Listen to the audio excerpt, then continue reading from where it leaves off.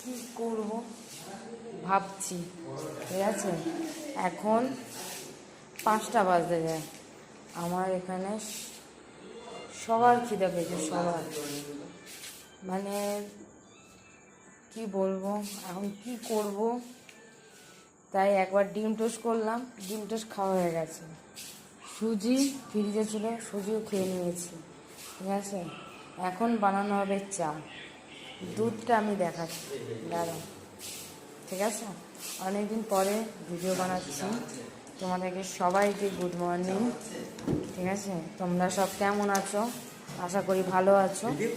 আমিও ভালো আছি। এখন দুধ, এখন চা বানাবো। আমি ফার্স্ট একটা ভিডিও বানিয়েছিলাম সকালবেলায়, শিলিগুড়িতে ভিডিওটা বানিয়েছিলাম। দুধ আনতে যাচ্ছি 6টার সময়। তাই এখন আমি চা বানাবো দুধ দিয়ে।